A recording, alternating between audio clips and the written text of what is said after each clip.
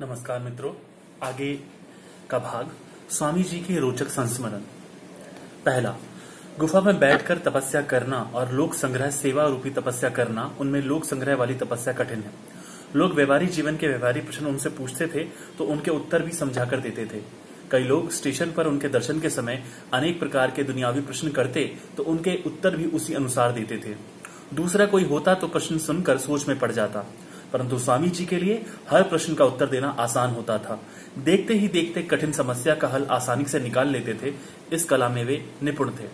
दूसरा, पूजनीय स्वामी जी दक्षिण भारत में मशहूर योगीराज श्री रमन महर्षि के पास गए तथा जब उनसे मिले तब उनकी ज्ञान निष्ठा व अंतर्मुखता देखकर महर्षि ने स्वामी जी को कहा, आपकी इतनी ऊंची अवस्था है, फिर नीचे संसार में कैसे आए?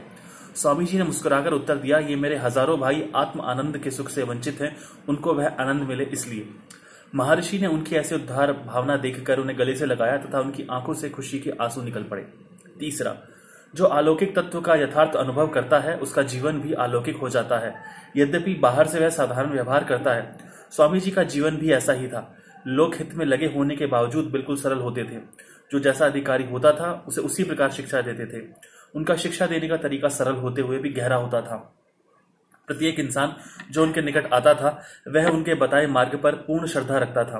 वे मान सम्मान से दूर रहते हुए भी हजारों लाखों इंसानों के दिलों में अपना घर बना चुके थे। यह सब उनके अंतिम दर्शन के समय आए लोगों को देखकर प्रतीत होता है। उस समय हजारों की संख्या में आए प्रेमी रामध्वनि में लीन थे।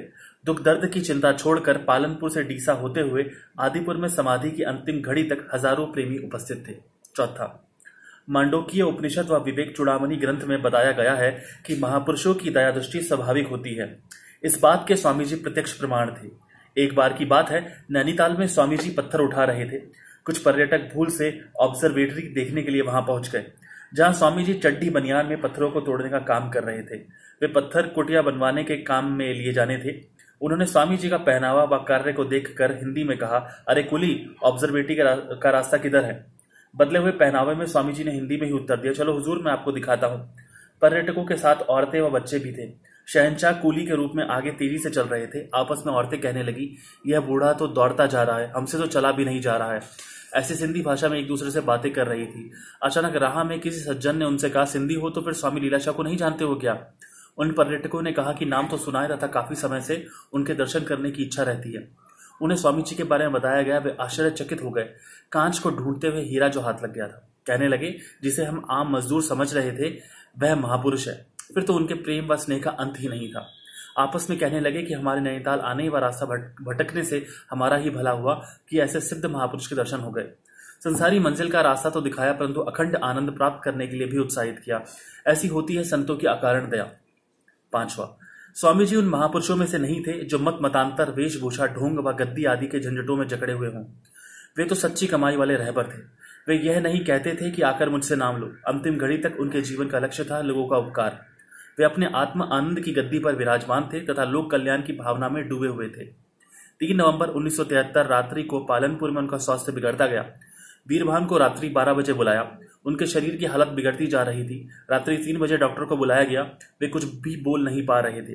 फिर भी डॉक्टर को समझाया। स्वामी जी ने इशारे से कहा कि इसे एक मीठा सेब दो। डॉक्टर कहकर गया कि धीरे धीरे तबीयत ठीक होती जाएगी। डॉक्टर तो चला गया, परंतु दर्द तो और भी बढ़ता गया। 4:30 बजे दूसरे डॉक्टर को बुलाने के लिए आज्ञा मांगी। पहले तो कहा कि शरीर को प्रारब्ध भोगने दो, मगर बार बार कहने पर उन्होंने हाँ कहा, परंतु प्रारब्ध का लिखा कहाँ टल सकता है। प्रेमी रात्रि 12 बजे से सुबह 7 बजे तक जाग रहे थे। अतः दया के सागर स्वामी जी ने सबसे कहा कि एक एक जना जाकर नहाकर आए। सभी नहाकर आए तथा पूर्व की ओर वाला दरवाजा खोला एवं स्वामी जी को निवेदन किया कि धूप निकली है। स्वामी जी का सुबह सूर्य की सुनहरी किरणों से बेहद स्नेह था। 4 नवंबर सुबह को 7:20 पर स्वामी जी ने उत्साहपूर्वक सूर्य को अंतिम प्रणाम किया। फिर जल्द ही पाटन से डॉक्टर आ गए। वे अपने इलाज करने लगे, परंतु इस नासवंत संसार में ऐसा कोई नहीं है जिसका शरीर सदा यहाँ रह सके। दातार की आंखें बंद होने लगी तथा अंतिम समय जिस नूरानी नजर से उन्होंने देखा उसमें जगत के कल्याण की भावना समाई हुई थी तथा वे प्रेम व उपकार का संदेश दे रही थी। आखिर सुबह 8:40 पर स्वामी जी अपने लोक की ओर रवाना हो गए। जिनके दर्शन के लिए लोगों की आंखें हमेशा तड़पती रहती थी, उस महापुरुष ने अपनी आंखें सदा के लिए बंद कर दी तथा अपने स्वरूप में लीन हो गए। सदगुरु हमें अब भी लोगों की भलाई का, परोपकार का संदेश देते रहते हैं। काश हम उस ओर ध्यान देकर अपना मनुष्य जीवन सफल कर पाते। धन्यवाद।